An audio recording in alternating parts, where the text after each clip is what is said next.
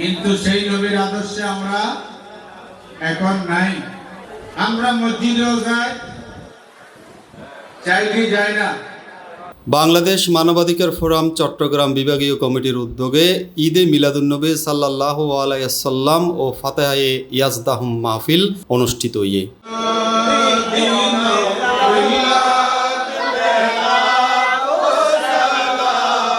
মানবাধিকার ফোরাম চট্টগ্রাম বিভাগীয় কমিটির সভাপতি জিএম মাহবুব হোসেনের সভাপতিত্বে ও সংগঠনের সাধারণ সম্পাদক হাজী বাহার উদ্দিনের পরিচালনায় কালামিয়া বাজারস্থ বাহার কনভেনশন হলত 18 অক্টোবর পবিত্র কোরআন উত্তম তেলাওয়াতের মাধ্যমে এই মাহফিল শুরু করা হয়।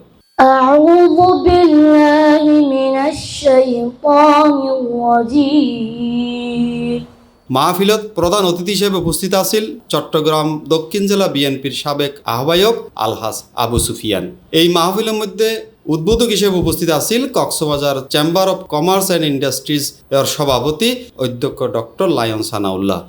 আমরা যদি আমাদের জীবনে আমরা যদি রাসূল করিম সাল্লাল্লাহু আলাইহি ওয়াসাল্লাম যে আদর্শ আমাদের জন্য যে সুন্নাহ উনি রেখে গেছেন, সেই সুন্নাহকে যদি আমরা আমাদের জীবনে যদি ধারণ করতে পারি, আমরা আব্দুল কাদের জিলানী রহমাতুল্লাহ হতে পারবো না, বাট একজন সফল মানুষ হিসেবে আমাদের পরিবার, আমাদের সমাজ, আমাদের রাষ্ট্র একটা সুন্দর একটা পরিবেশ সৃষ্টি হতে পারত। হযরত মুহাম্মদ সাল্লাল্লাহু আলাইহি ওয়াসাল্লাম এবং বলেছেন হযরত আব্দুল কাদের জিলানীর জীবন কর্ম নিয়ে আলোচনা। আমরা একটি কথাই বলবো, আসলে দুজনের জীবনী নিয়ে আলোচনা করে শেষ করে যখন আমাদের জানালেন ভাই আলোচনা করবেন, আমি বিশেষ করে একটি কথা বলবো, আসলে এদের জীবন কর্ম নিয়ে আলোচনা করতে হলে ওদের জীবনী অনুধাবন করতে হবে, পড়তে হবে, শিখতে হবে।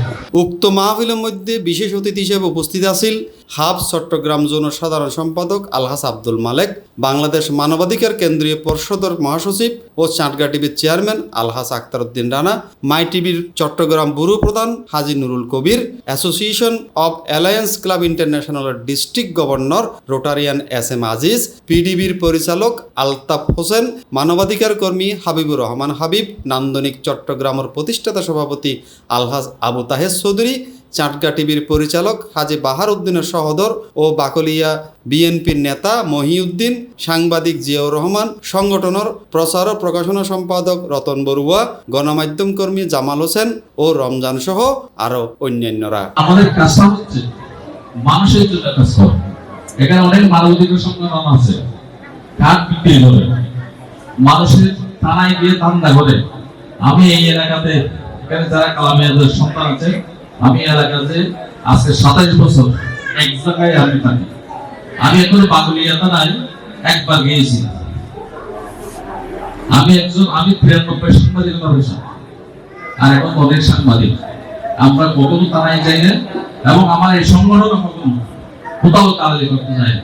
সংগঠনকে একটু আর্থিকভাবে না, আমাদের সংগঠন একটু যে কোনো সময় আমাদের তাকে একটু সাড়া দিবে, আমরাও আপনার পাশে থাকবো। এই যারা আল্লাহর কালাম নিয়ে বারবার পরীক্ষিত হচ্ছে, যাকে পাওয়ার জন্য তারা এই কষ্ট করে যাচ্ছে, এদের উদ্দেশ্যে যদি সফল হয়, এরা যদি সফল হয়ে আল্লাহর কাছে ফরিয়াদ করে, তাহলে আমার দৃঢ় বিশ্বাস ওনাদের এই মোনাজাত, এই ফরিয়াদ কখনো আল্লাহ ফিরিয়ে দেবে না। আমি আশা করি আপনারা যারা এখানে আসছেন, আপনারা ওনাদের এই গুরুত্বপূর্ণ মূল্যবান বক্তব্য শ্রবণ করে এখান থেকে কিছু আরোহণ করে বাসায় যাবেন এবং সেটা যথাযথভাবে উপলব্ধি করে পালন করবেন, দিন ইসলামের কাজ করবেন, এই এতিমদের জন্য, গ্রামা ভাইদের মতো এতিমদের জন্য কাজ করবেন। এই মাহফিলের মধ্যে প্রধান বক্তা আছেন বটতলী শাহ মহসেন আউলিয়া ইয়াকুবিয়া আলিম মাদ্রাসার অধ্যক্ষ আলহাজ মাওলানা জানে আলম নিজামী। এই দেশ সাহাবায়ে কিরাম এই দেশের মধ্যে আগমন করেন নাই, এই দেশে ইসলাম আমার আল্লাহর ওলিরা এসে এনেছেন। কথা বলেন ঠিক কিনা? এই দেশে ইসলাম এনেছেন শাহজালাল, শাহ ফারান, শাহ মখদুম, শাহ আমানত। কথা বলেন ঠিক কিনা? ওই ওলিদের মাজার ভেঙে দিয়ে, ওলিদের মাজারে হামলা করে, ওলিদের মাজারের বিরুদ্ধে বক্তব্য দিয়ে বাংলার জমিনে কোনদিন আপনারা ইসলামী শাসন ব্যবস্থা কায়েম করতে পারবে। বিশেষ বক্তা হিসেবে উপস্থিত আছেন রশিদিয়া রৌফাবাদ সিনিয়র মাদ্রাসার সিনিয়র মুদাররিস আলহাজ মাওলানা মোহাম্মদ শফিউল হক আশরাফি। এছাড়াও আরও উপস্থিত আছেন অ্যাডভোকেট ইকবাল হোসেন পটল, জসিমউদ্দিন, মোহাম্মদ রমজান ও মোহাম্মদ রাসেল। যে মানুষের উপরে জুলুম করে অত্যাচার করে টাকা অর্জন করেছ, ওই টাকা আমাকে দেওয়ার জন্য এসেছ, তোমার হায়া নাই, শরম নাই? লাউলা হুরমাতুন ইত্তিসালিহি বিরাসূলিল্লাহি সাল্লাল্লাহু আলাইহি ওয়াসাল্লাম লা তারাকতু দামা ইলা মনজিলিহি। এই আব্বাস খলিফা শুন, আল্লাহর কসম, তোর সাথে যদি বংশের সম্পর্ক আমার নবী না থাকতো, এই টাকার তলে থেকে যেভাবে রক্ত পড়া শুরু হয়েছে, এই রক্তর ধারাবাহিকতা, এই রক্তের জোয়ার, এই রক্ত প্রবাহমান হয়ে তোর রাজ বিল্ডিং পর্যন্ত আমি ধ্বংস করে দিতাম। মিলাদ কিয়াম ও দেশ জাতির জন্য দোয়া কামনা করিয়ে মোনাজাত পরিচালনা করে মাওলানা জানে Alam Nizami.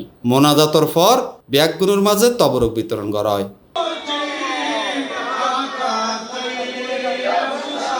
Desk report, Chatga TV.